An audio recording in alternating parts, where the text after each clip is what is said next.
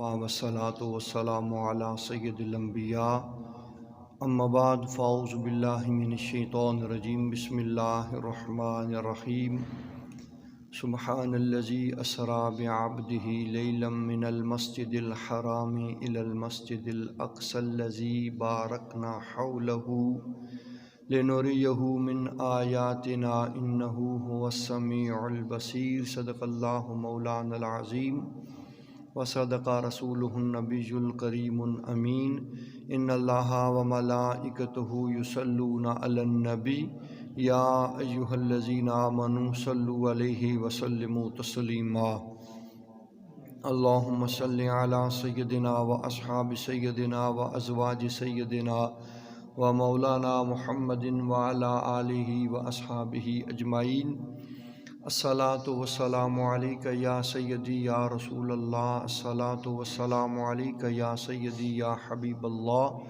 الصلاۃ والسلام علیک یا سیدی یا رحمت للعالمین وعلی آلک و اصحابک یا سیدی یا خاتم النبیین۔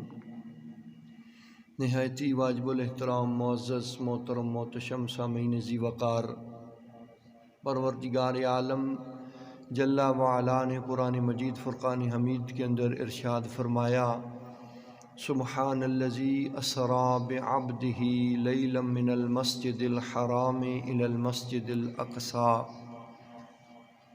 بڑی بابرکت ہے وہ ذات کہ جس نے سیر کرائی اپنے بندہ خاص کو رات کے مختصر وقت میں مسجد حرام سے لے کر مسجد اقصی تک، الذی بارکنا حولہ لنریہ من آیاتنا، تاکہ انہیں یعنی حضور علیہ الصلاۃ والسلام کو اپنی نشانیاں دکھائیں۔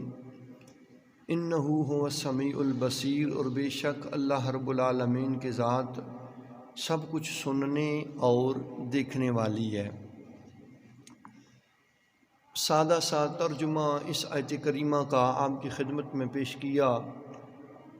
یہاں پر چونکہ آقا کریم علیہ تحیت و تسلیم کو پروردگار عالم نے سیر سماوات بھی کروائی ہے، جنت و جہنم کا مشاہدہ بھی کروایا ہے، اور زمین پر بھی یہ سیر ہے، معراج بھی ہے، سیر بھی ہے، تو معزز سامعین ذی وقار یہاں پر کچھ سوالات پیدا ہوتے ہیں کہ جب بندہ کوئی سیر کرنے جاتا ہے تو سوال پیدا ہوتے ہیں جی کہ سیر کس نے کی ہے، اور سیر کرنے کا وقت کیا تھا، اور سیر جب کی گئی تو کہاں سے آپ نے سیر کی شروعات کی ہے اور اختتام کہاں پر کیا ہے، سیر کی غرض و غایت کیا ہے، اور سیر کرنے والا آیا اکیلا تھا یا اس کے ساتھ کوئی اور بھی رفیق سفر تھا۔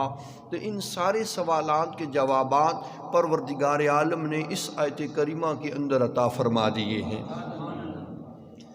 سوال ہے کہ سیر کرنے والا کون تھا، تو فرمایا بعبدہ، بندہ خاص۔ سیر کا وقت کیا تھا، تو فرمایا لیلاً، رات کا وقت تھا۔ تیسرا سوال ہے کہ سیر کا آغاز کہاں سے ہوا، تو پروردگار عالم نے فرمایا من المسجد الحرام، مسجد حرام سے سیر کا آغاز ہوا ہے، تو اس سیر کا اختتام کہاں پر پہنچتا ہے، یہ چوتھا سوال ہے، تو فرمایا الی المسجد الاقصی۔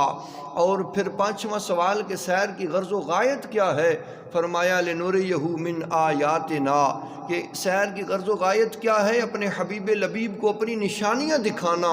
اور اس کے بعد سیر کے حوالے سے جو آخری سوال بنتا ہے وہ کیا ہے کہ سیر کرنے والا اکیلا تھا یا اور بھی کوئی رفیق سفر تھا، تو فرمایا سبحان الذی اسریٰ، سیر کرنے والی ذات حبیب لبیب کی تھی، اور ان کے ساتھ رفیق سفر وہ سیر کروانے والی ذات اللہ رب العالمین کی تھی۔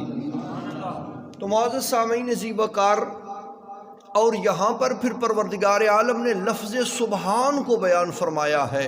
آیت کریمہ کا آغاز دیکھیں تو کیا کیا، سبحان الذی اسریٰ۔ کیوں لفظ سبحان کیوں بیان کیا گیا؟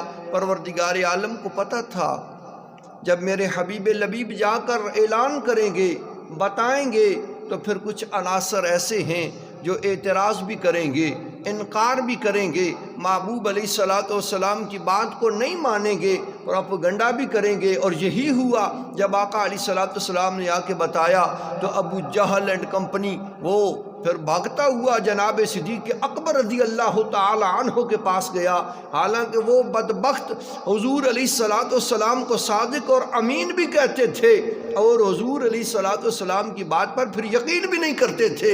تو پھر وہ بھاگتا ہوا جناب صدیق اکبر رضی اللہ عنہ کے پاس گیا اور کہا کہ ایسا معاملہ ہوا ہے، تمہارا نبی کہتا ہے۔ تو حضرت ابوبکر صدیق رضی اللہ تعالی عنہ نے فرمایا کہ اگر یہ میرے حبیب لبیب نے کہا ہے تو پھر سچ ہی کہا ہے، درست فرمایا ہے، میں اسے تسلیم کرتا ہوں اپنے دل کی اتھاہ گہرائیوں سے۔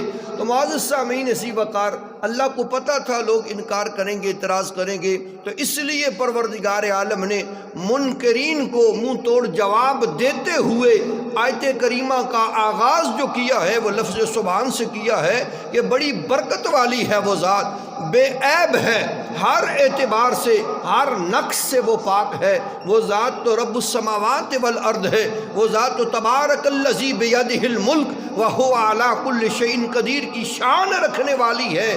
تو جب وہ ذات ہر شے پہ قدرت رکھنے والی ہے، ہر چاہت پر قادر ہے، تو وہ اس بات پر بھی قادر ہے کہ مختصر وقت میں اپنے حبیب لبیب کو سیر سماوات کروانے پر بھی قادر ہے۔ تو اس لیے اللہ رب العالمین نے لفظ سبحان کے ساتھ اپنی پاکی کو بیان کیا اور اس سفر کی طہارت کو بھی بیان فرمایا کہ یہ، اور پھر یہاں پر دیکھنے اور سمجھنے کی بات یہ ہے، انکار یا اعتراض تو تب بنتا ہے نا جب حضور علیہ الصلوۃ والسلام از خود اعلان کرتے کہ میں رات کے مختصر وقت میں گیا، پھر انکار بھی اور اعتراض کی گنجائش بنتی تھی۔ لیکن جب پروردگار عالم نے اعلان کیا ہے کہ میں نے سیر کروائی ہے، حضور خود جانے کا دعویٰ نہیں کر رہے، میں رب انہیں لے جانے کی بات کر رہا ہوں، تو پھر کسی انکار کی اور کسی اعتراض کی گنجائش باقی رہ ہی نہیں سکتی، اس لیے کہ پروردگار عالم ہر قدرت اور ہر چاہت پر قادر ہے۔ تو جب وہ کچھ چاہ لیتا ہے تو اسے اپنی قدرتوں سے کر بھی لیتا ہے، تو اس لیے کسی انکار اور اعتراض کی گنجائش بچتی نہیں۔ اور پھر معزز سامعین ذی وقار پروردگار عالم نے اپنے حبیب لبیب کو سفر معراج کروایا۔ اس کے اندر بڑی حکمتیں ہیں، بے شمار اس کے اندر راز و نیاز کی باتیں ہیں۔ علماء مفسرین نے اس کی حکمتوں کو بیان کیا۔ ان میں سے ایک بات یہ بھی ہے کہ جب پروردگار عالم نے آسمان پر، قرآن مجید کہتا ہے نا، ربیع الاول شریف کے مہینے میں آپ علماء سے سنتے بھی ہیں کہ اللہ نے 2 جلسے کیے تھے، ایک عوام کا جلسہ تھا اور ایک خواص کا جلسہ تھا۔ عوام کے جلسے میں عام لوگ تھے اور خواص کے جلسے میں انبیاء علیہ السلام کی ارواح موجود تھیں۔ تو اللہ کریم جل وعلا نے اس جلسے میں کیا کہا تھا؟ انبیاء علیہ السلام سے اللہ نے عہد لیا تھا، وعدہ فرمایا تھا کہ اے گروہ انبیاء کہ جب تمہارے زمانہ نبوت کے اندر میرا شان والا محبوب آ جائے، میرا عزتوں اور رفتوں والا نبی آ جائے، حالانکہ سارے نبی عزتوں والے ہیں، سارے نبی شانوں والے ہیں، سارے نبی وراء الورا مقام و مرتبہ رکھنے والے ہیں، لیکن حضور امام الانبیاء ہیں۔ تو پروردگار عالم نے فرمایا کہ جب میرے حبیب آ جائیں، جب امام الانبیاء جلوہ افروز ہو جائیں، تو پھر تم نے کیا کرنا ہے؟ لَتُؤْمِنُنَّ بِهِ وَلَتَنْصُرُنَّهُ، ضرور بر ضرور میرے حبیب لبیب پر ایمان لانا ہے اور ان کی مدد کرنی ہے۔ پھر کریم رب نے ان سے پوچھا تھا کہ کیا تم اس بات کا اقرار کرتے ہو؟ تو سب نے کہا تھا قَالُوا أَقْرَرْنَا، ہم اس بات کا اقرار کرتے ہیں، مانتے ہیں، جانتے ہیں، تسلیم سر تسلیم خم کرتے ہیں۔ تو پھر کیا ہوا؟ آدم علیہ السلام سے لے کر عیسیٰ علیہ السلام تک سارے نبی اپنی اپنی باری پر، اپنے اپنے وقت مقرر پر اس دنیا کے اندر مبعوث ہوتے رہے، اور بندگان خدا کی ہدایت اور رہنمائی کرتے رہے اور محو انتظار رہے کہ کب حبیب لبیب جلوہ افروز ہوں گے، کب اللہ رب العالمین کے محبوب بزم کائنات کو رونق بخشیں گے اور ہم اس آیت کریمہ کی تفسیر بنیں گے۔ لیکن کسی نبی کے زمانہ حیات ظاہری کے اندر حضور علیہ السلام کی جلوہ گری نہیں ہوئی۔ آقا علیہ السلام سب سے اول خلق ہوئے اور سب سے آخر انبیاء علیہ السلام کی جماعت میں روح زمین پر پروردگار عالم نے آپ کو مبعوث فرمایا۔ اب حضور علیہ السلام انبیاء علیہ السلام کی حیات ظاہری کے ختم ہونے کے بعد اس روح زمین پر مبعوث ہوئے تو اس آیت کریمہ پر عمل ہونا ابھی باقی تھا۔ انبیاء علیہ السلام سے جو پروردگار عالم نے عہد کیا تھا اس کا پورا ہونا بھی ضروری اور باقی تھا۔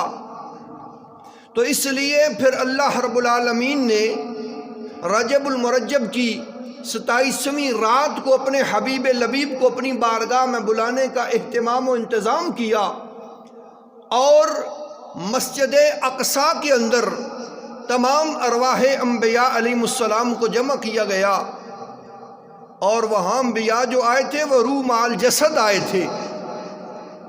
یہ ابن قیم نے لکھا ہے کہ سارے انبیاء روح مع الجسد آئے تھے۔ 1.25 لاکھ کم و بیش انبیاء علیہ السلام وہاں پہ جمع ہوئے۔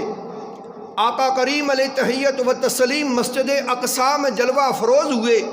حضرت جبریل امین اذان کہی اور حضور علیہ السلام کو امامت کے لیے کہا تو امام الانبیاء مصلی امامت پہ کھڑے ہوئے اور حضور علیہ السلام کی اقتداء کے اندر تمام انبیاء علیہ السلام نے نماز ادا کی۔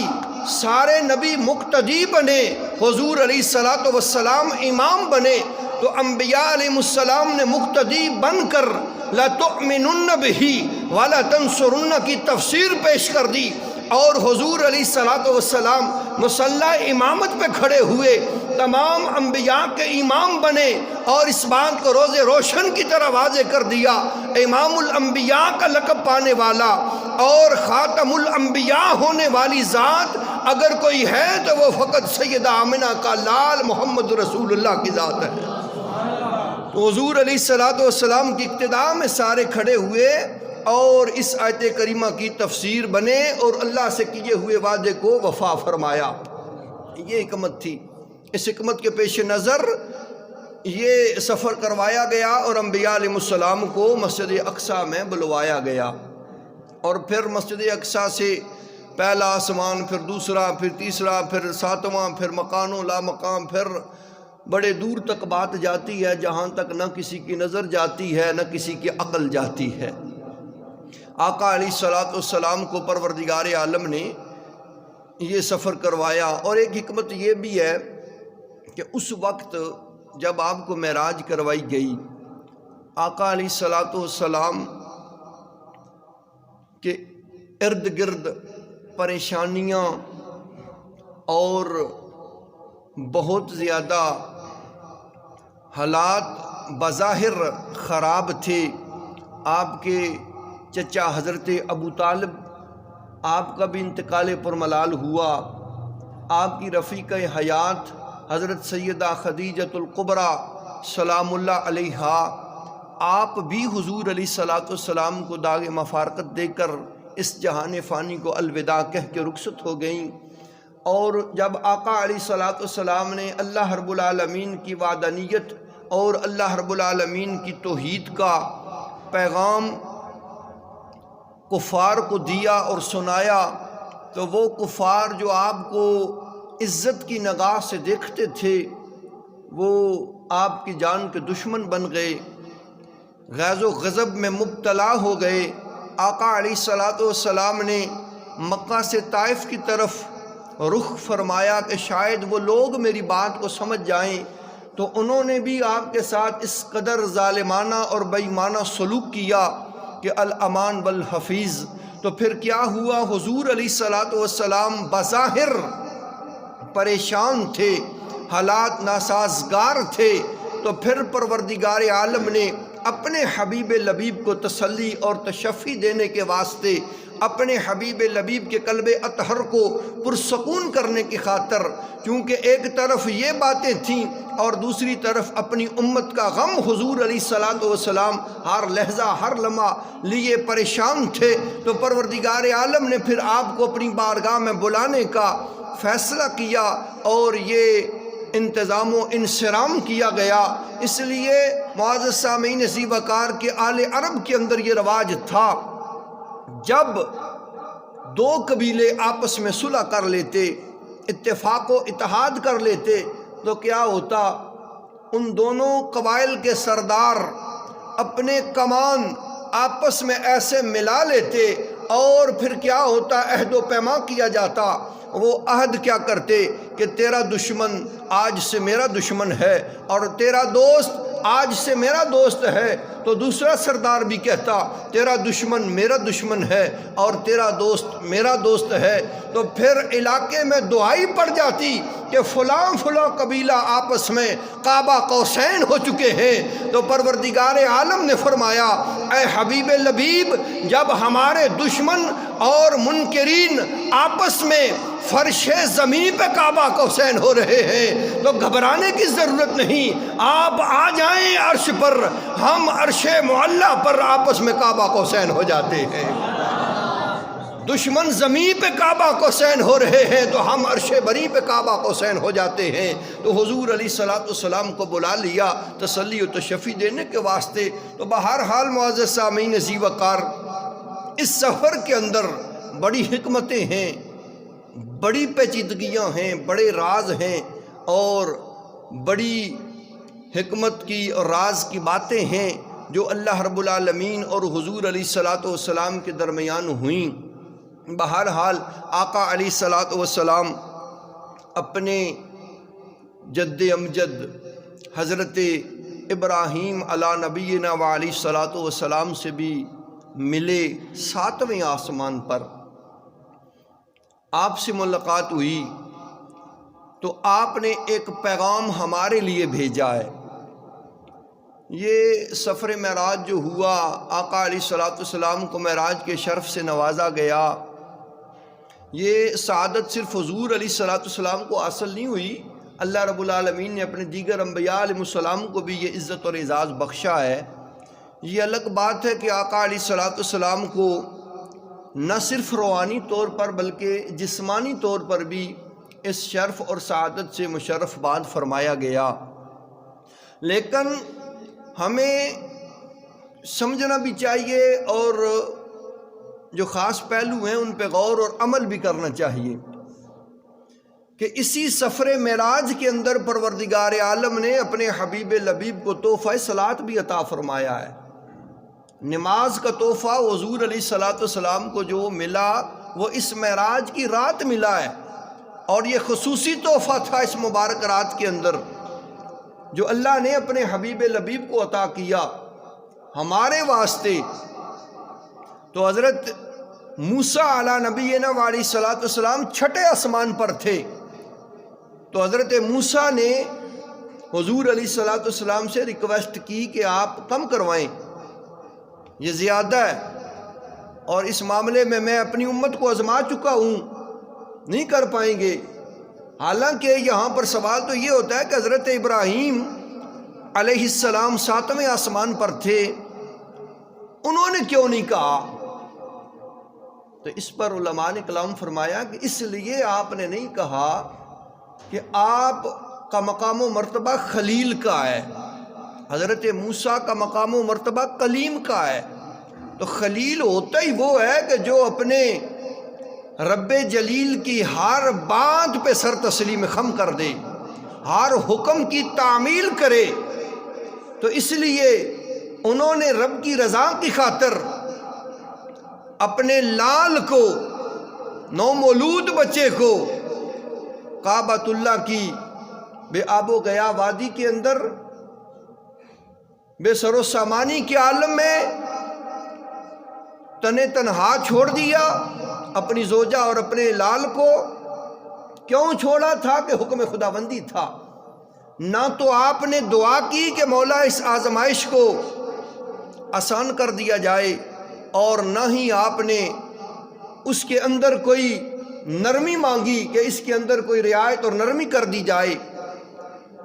پھر اپنے اس نور نظر کو جب بڑھاپے کا سہارا بن چکا تھا تو پھر کیا کیا؟ حکم ربی کے مطابق گلے پہ چھری رکھ کے اسے چلا بھی دیا۔ یہ اللہ کی حکمت تھی کہ چھری نے نہیں کاٹا۔ اللہ کی رضا کی خاطر آتش نمرود میں چھلانگ بھی لگا دی کہ رب یہی چاہتا ہے تو اس کا خلیل بھی یہی چاہتا ہے۔ تو خلیل وہ ہوتا ہے کہ جو ہر حکم کی تعمیل کرے اور سر تسلیم خم کر دے۔ کلیم بات کرنے والا، وہ بات کر سکتا ہے۔ تو اس لیے حضرت ابراہیم خلیل اللہ، کیونکہ آپ کو اللہ رب العالمین نے یہ خلیل کا جو درجہ عطا فرمایا تھا، تو اس لیے آپ نے حضور علیہ السلام سے یہ نہیں کہا کہ آپ کم کروائیں یا زیادہ کروائیں۔ تو حضرت موسیٰ کلیم اللہ نے عرض کیا کہ جناب کم کروا لیں، نہیں رکھ پائیں گے اور نہیں اس بات کو پورا کر پائیں گے۔ تو آپ نے پھر 9 چکر لگائے اللہ کریم جل وعلا کی بارگاہ کے اندر، اور 50 سے 5 نمازیں رہ گئیں۔ حضرت موسیٰ علیہ نبینا علیہ السلام نے تو ابھی بھی عرض کیا تھا کہ جناب تھوڑی کم کروا لیں، یہ بھی زیادہ ہے۔ تو حضور علیہ السلام نے فرمایا کہ رب نے مجھے تحفہ دیا ہے، تو اب میری غیرت گوارا نہیں کرتی، مجھے شرم آتی ہے رب کی بارگاہ میں یہ تحفہ واپس کرتے ہوئے اور اس میں کمی کرواتے ہوئے۔ لیکن رب کریم جل وعلا نے فرمایا کہ پیارے حبیب، ہم نے 50 نمازیں آپ کو عطا فرمائی تھی اور آپ نے انہیں کم کروایا، 5 رہ گئیں، لیکن تعداد نماز کو ہم نے کم کر دیا ہے، اجر اور ثواب کو کم نہیں کیا۔ لوگ 5 پڑھیں گے، اس کا اجر اور ثواب 50 کا عطا کیا جائے گا۔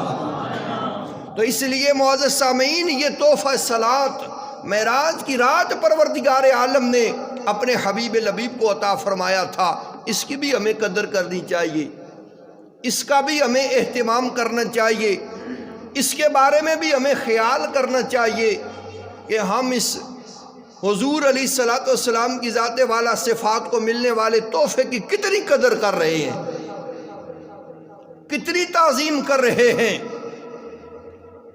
یہ صرف اللہ کی جانب سے دیا ہوا حضور کو تحفہ نہیں ہے، بلکہ سرکار نے تو فرمایا کہ نماز میری آنکھوں کی ٹھنڈک ہے۔ تو جب ہم زندگی میں اس دنیا میں رہتے ہوئے آقا علیہ السلام کی آنکھوں کو ٹھنڈا نہیں کر پاتے، تو ذرا غور کیجئے اور خیال کیجئے، کل قبر میں جب جائیں گے تو پھر حضور سے آنکھ کس طرح ملا پائیں گے؟ آج جو حضور کی آنکھ کو اپنی زندگی میں ٹھنڈا کرتا ہے، حضور کی آنکھوں کو ٹھنڈک پہنچاتا ہے، وہی کل قبر میں حضور سے آنکھ بھی ملا پائے گا۔ تو اللہ کے دیے ہوئے اپنے حبیب لبیب کو اس تحفے کی قدر کریں اور اس پر ہمیشگی اختیار کریں۔ آج ہماری مساجد خالی ہیں، ہماری جبینیں سجدوں سے غیر آباد ہیں۔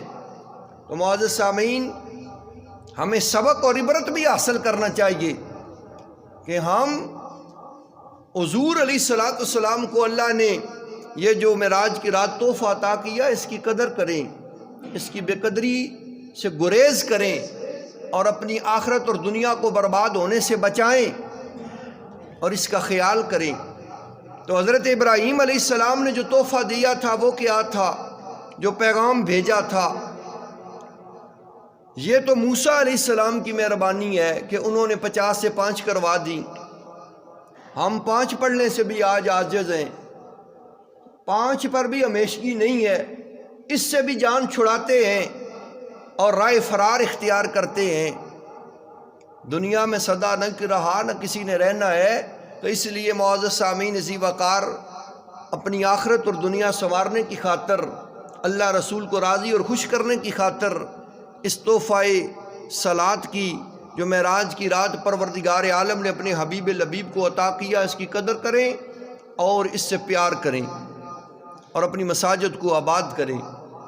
ابراہیم علیہ السلام نے فرمایا تھا، اے میرے فرزند دلبند، آپ جائیں گے تو اپنی امت کو میرا پیغام دینا۔ اور وہ پیغام کیا ہے؟ فرمایا کہ انہیں بتانا کہ جنت کی مٹی بڑی پاکیزہ ہے اور جنت کی زمین بڑی ہی وسیع و عریض ہے، اور اس کے اندر پودے لگانے کا وقت ہے، تو کثرت سے پودے لگاؤ۔ اور وہ پودے کیا ہیں؟ فرمایا انہیں بتا دینا، وَلَا حَوْلَ وَلَا قُوَّةَ إِلَّا بِاللَّهِ الْعَلِيِّ الْعَظِيمِ۔ اس کو پڑھا کریں۔ لاحول جو ہم پڑھتے ہیں اس سے کثرت کے ساتھ پڑھا کریں، کیونکہ اس کے پڑھنے سے جنت کے اندر ہمارے نام کے درخت لگ جائیں گے۔ اور یہ پیغام حضور کے جد اعلیٰ حضرت ابراہیم علیہ نبینا علیہ الصلوۃ والسلام نے بھیجا ہے۔ لا حول ولا قوت پڑھا کرو، تو کم از کم ہمیں ایک تسبیح تو دن میں پڑھنی چاہیے۔ اور پھر دوسری روایت کے اندر آتا ہے کہ حضرت ابراہیم علیہ السلام نے فرمایا حضور علیہ الصلوۃ والسلام سے کہ آپ جا کر اپنی امت کو میرا سلام کہیے گا۔ حضور کے غلاموں ذرا غور کرو، ہمیں کون سلام بھیج رہا ہے اور کس کے ہاتھ بھیجا جا رہا ہے؟ حضرت ابراہیم 70,000 انبیاء علیہ السلام کے جد اعلیٰ ہیں، 70,000 انبیاء کے جد امجد حضور علیہ السلام کے ہاتھ ہمارے لیے سلام بھجوا رہے ہیں۔ ہمیں تو اپنی قسمت پہ ناز اور رشک کرنا چاہیے، ہمیں تو اپنے مقدر پہ ناز کرنا چاہیے۔ ہمارے لیے تو یہی معراج ہے کہ ہمیں 70,000 انبیاء کے جد اعلیٰ اللہ رب العالمین کے خلیل سلام بھیج رہے ہیں، اور کس کے ہاتھوں؟ جو امام الانبیاء ہیں، کس کے ہاتھوں؟ جو محبوب رب العالمین ہیں، ان کے ہاتھوں سلام بھجوایا جا رہا ہے کہ اے میرے فرزند دلبند، اپنی امت کو میرا سلام کہیے گا، تو اپنی قسمت پہ کبھی ناز بھی کر لیا کرو، اپنی قسمت پہ کبھی رشک اور فخر بھی کر لیا کرو کہ ہم کتنے مقدر کے سکندر ہیں کہ جنہیں سلام آسمانوں سے خلیل اللہ بھیج رہے ہیں اور امام الانبیاء کے ہاتھوں بھیجا جا رہا ہے۔ حضور کے ہاتھوں فرمایا کہ آپ اپنی امت کو میرا سلام کہیے گا۔ حقیقت بات ہے، اگر ہم اس بات پہ غور کر لیں تو ہم سے بڑا کوئی قسمت کا تاجور کوئی نہیں ہے، ہم سے بڑا تو کوئی قسمت کا تاجدار ہی کوئی نہیں ہے کہ جسے عرش سے ابراہیم خلیل اللہ کے ہاتھوں سلام بھیجے جا رہے ہیں۔ فرمایا اپنی امت کو سلام کہیے گا، اور انہیں فرمائیے گا کہ جنت کی مٹی بڑی پاکیزہ ہے اور اس کا پانی بڑا ٹھنڈا ہے، بڑا میٹھا ہے، بڑی زرخیز زمین ہے، تو اس کے اندر پودے لگا لو، درخت لگا لو۔ اور وہ درخت کیا ہیں؟ فرمایا سبحان اللہ والحمد للہ ولا الہ الا اللہ واللہ اکبر۔ بس یہ کلمات ہیں، تو یہ ہمیں پڑھنے چاہیے، ادا کرنے چاہیے اللہ اور اللہ کے حبیب کی تابعداری کے واسطے۔ اور پچھلے جمعے جیسا کہ میں نے عرض کیا تھا، اس ماہ مقدس کے اندر درود پاک پڑھنے کی بھی فضیلت، شاید آپ کی ذہنوں کے اندر وہ بات موجود ہو، تو اس لیے درود پاک بھی کثرت سے پڑھیں اور ان تسبیحات کو بھی پڑھیں۔ وہ مشکل کلمات نہیں ہیں، لا حول ولا قوت الا باللہ العلی العظیم، اور سبحان اللہ والحمد للہ ولا الہ الا اللہ واللہ اکبر۔ اپنی عاقبت اور اپنی آخرت کو سنوارنے کے واسطے اللہ رب العالمین دنیا اور آخرت کے اندر کامیابیاں اور کامرانیاں ہمارا مقدر فرما دے گا۔ تو اس سفر معراج کے اندر پروردگار عالم نے اور ابراہیم علیہ السلام نے جو پیغام ہمیں بھیجا، اس پہ ہمیں غور کرنی چاہیے اور عمل کرنا چاہیے۔ دعا ہے کہ رب کریم جل وعلا ہمیں عمل کرنے کی کما حق ہو توفیق عطا فرمائے۔ وما علینا الا البلاغ المبین۔ سنت ادا کر لیں۔